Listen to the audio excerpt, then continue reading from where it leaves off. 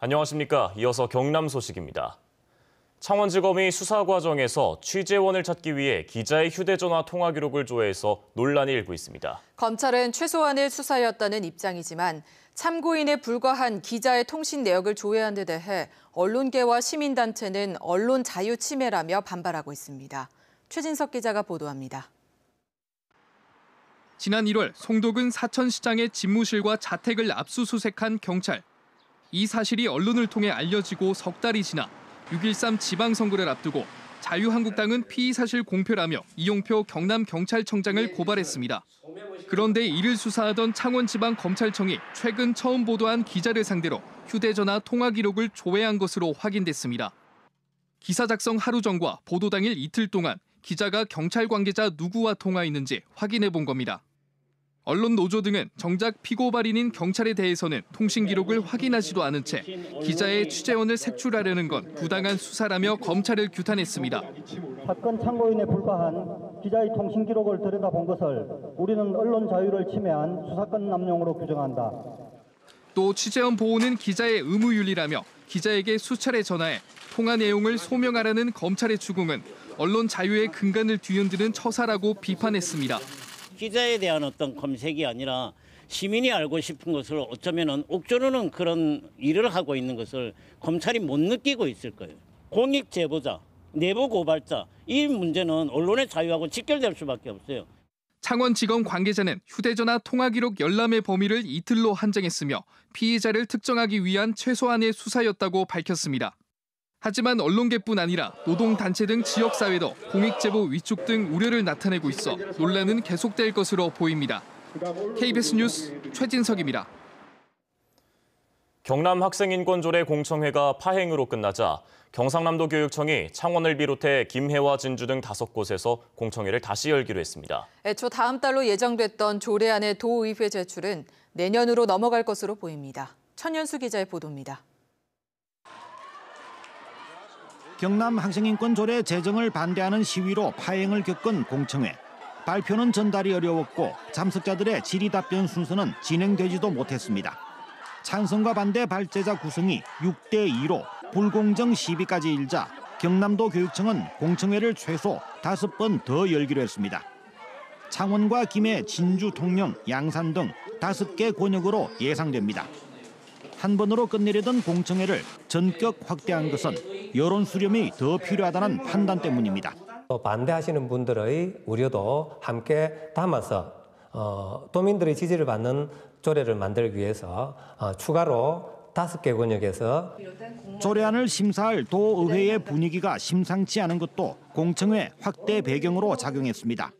교육위 표병호 위원장은 민주당 당론으로 정하지 않고 시간이 걸려도 자세히 검토할 것이라고 밝혔고 자유한국당 이병희 원내대표는 여야가 일정을 협의해야 하는 중요 검토 사안이라며 무게를 실었습니다. 이대로 제출한다면 조례안이 도의회 상임위에서부터 표류할 가능성이 큰 것입니다. 추가 공청회는 공고기간 14일을 거쳐야 하고 도민 의견을 반영한 조례안 수정을 거쳐 열흘 이상 걸리는 법제심의위 심사까지 거쳐야 합니다. 이에 따라 올해 안으로 도의회에 조례안을 제출한다는 도교육청의 애초 일정은 사실상 무산되고 내년으로 미뤄지게 됐습니다. KBS 뉴스 천은수입니다. 부산대가 밀양 캠퍼스의 나노 관련 3개 학과를 이전하겠다는 계획이 알려지자 밀양시가 강력하게 반발하고 있는데요. 이제는 경상남도 차원에서 함께 대응해야 한다는 목소리가 힘을 얻고 있습니다. 김대진 기자입니다. 밀양 시내에 있는 옛 밀양대학교 터입니다. 지난 2005년 부산대와 밀양대가 통합된 뒤 지금까지 황량하게 방치되고 있고 지역 경제도 큰 타격을 받았습니다. 밀양시가 범시민 대책위까지 꾸려 강력 반발하고 있는 핵심은 부산대가 약속도 파기하고 정책도 저버린 데 대한 배신과 실망감입니다. 통합 당시 교육부의 승인 조건은 밀양 캠퍼스를 나노바이오 특성화 대학으로 조성한다는 것이었습니다. 이 승인 조건에 따라 당시 밀양대는 단과대 3개와 대학원 1개를 폐지했고 대신 삼랑진업에 나노학과를 중심으로 한 밀양 캠퍼스가 조성됐습니다. 상생협약에 따라 밀양시는 이 같은 도심의 피해를 감수하고 진입로 개설과 장학금, 연구 용역 등 각종 지원을 해왔습니다.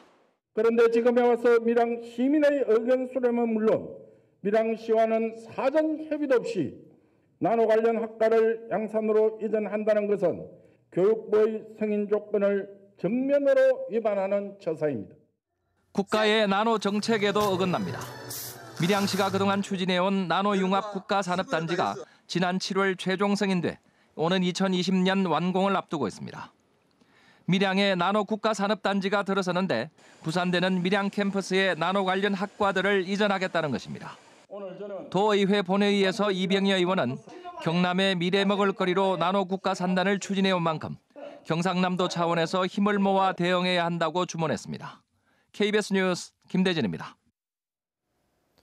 최근 잇따른 CJ 대한통운 택배 노동자 사망 사고와 관련해 택배 연대 노조가 전국 총파업에 돌입했습니다. 파업하는 택배기사 800여 명 가운데 200여 명이 경남 지역 소속인데 CJ 대한통운과 노조의 입장이 좁혀지지 않아 파업 장기화가 예상됩니다. 차주아 기자입니다. 해도 뜨지 않은 새벽녘. 배송 물품을 받기 위해 물류센터로 향해야 할 CJ 대한통운 택배기사들이 광장에 모였습니다.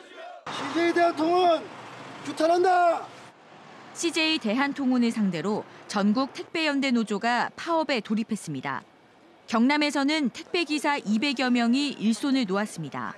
CJ 대한통운이 합법적인 노조를 인정하지 않고 교섭의 장으로 나오지 않는 지가 벌써 1년이 넘었습니다. CJ 원청이 교섭의 장으로 나올 때까지 무기한 파업에 돌입하는 것입니다.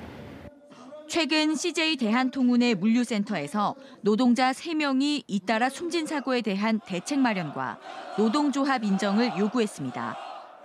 하루 수만 개씩 택배 물품을 처리하는 물류센터는 작업에 차질이 빚어졌습니다. CJ 대한통운 직원 등 인력이 임시 투입됐지만 일부 지역에서 2, 3일 정도 배송이 지연될 것으로 보입니다. 대리점장님들하고 가용할 수 있는 들이 오늘 밤늦게까지 배송을 할 예정이고 파업이 진행되는 동안은 발송 업무를 좀 자제해 주십사라는 부탁을 드려서라도 택배노조가 지난해 정부로부터 합법노조로 인정받았지만 CJ 대한통운 측은 택배기사와 직접 고용 관계가 아니어서 대화할 수 없다는 입장. 노사 간 평행선을 달리면서 지난 7월 발생한 택배 대란이 재현될 조짐이 보이고 있습니다. KBS 뉴스 차주아입니다. 지리산의 찬 공기를 맞아 맛과 모양이 일품인 산청 곶감 생산이 한창입니다. 올해도 겨울철 농가 소득에 효자 노릇을 할 것으로 보이는데요. 원료감인 고종씨가 가지런히 걸린 현장을 오승목 기자가 찾아가 봤습니다.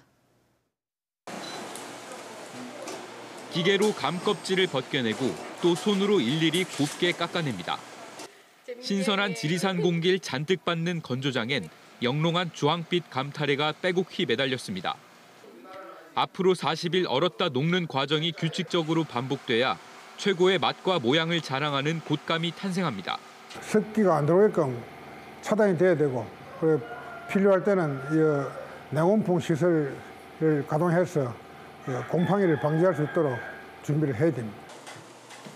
곶감의 원료감은 고종씨로 부드러운 식감에 당도가 탁월하고 비타민C 함유량도 높습니다. 지난 봄 이상 저온으로 생산량은 다소 줄었지만 결실을 본 감의 품질이 좋아 겨울철 1,300여 농가 소득에 효자 노릇을 할 것으로 보입니다. 금액으로 하면 한 600억 정도 지금 예상하고 있습니다. 작년 비해서 원료감은 약 30% 정도 줄었지만은 제품 가격은 작년과 동일하거나 소폭 상승할 것으로 저희들이 예상하고 있습니다. 농가들은 다음 달 중순쯤 곶감을 출하하면 농협 등 전국 유통망은 물론 직접 판매나 내년 1월 축제를 통해 판로를 확보할 계획입니다. KBS 뉴스 오승목입니다.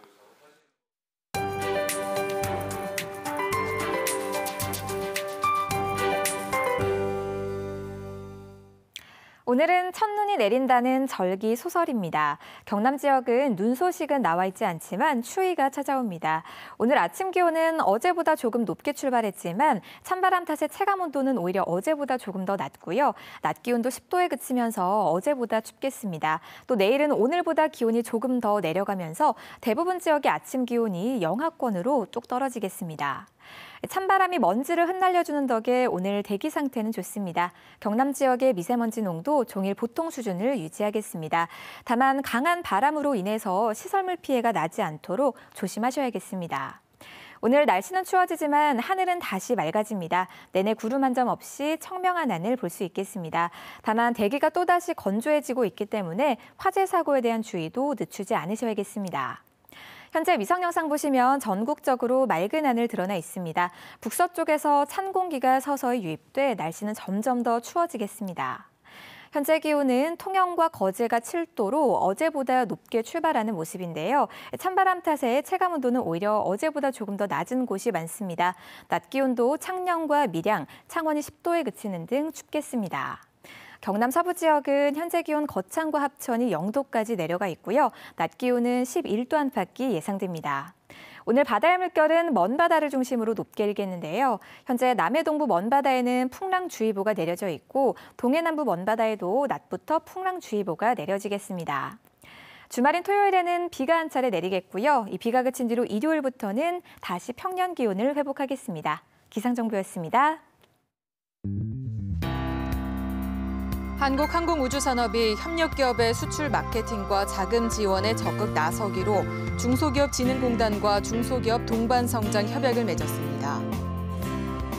경남 창조경제혁신센터는 구상한 제품을 시험 삼아 직접 만들 수 있는 메이커 스페이스를 일반인에게 개방합니다. 여성의 경력 단절 예방과 청년 취업 성공을 위한 채용 박람회가 내일 창원 컨벤션 센터에서 열립니다. 경상남도가 지난 16일 열린 경남 농특산물 박람회에서 해외 바이어 초청 수출 상담을 갖고 56억 원 규모의 수출 의향서를 체결했습니다.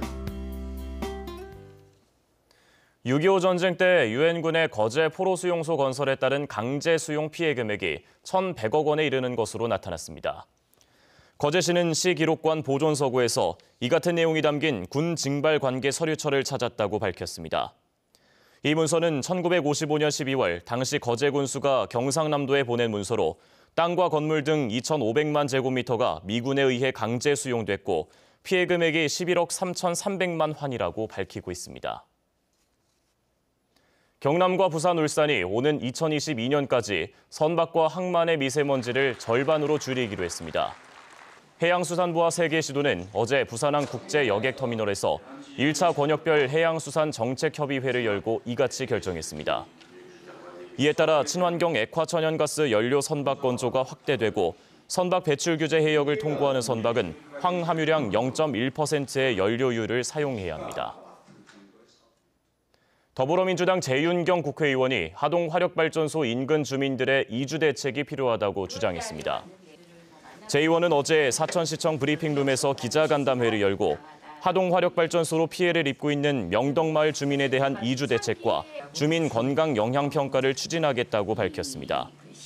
또 주민들의 건강권 보호를 위해 산림청과 협의해 삼천포 화력발전소와 하동화력발전소 인근에 미세먼지 저감숲을 만들 계획이라고 말했습니다. 창원 중부경찰서는 헤어지자고 했다는 이유로 여자친구를 데리고 수십 차례 협박한 혐의 등으로 25살 유모 씨를 구속했습니다.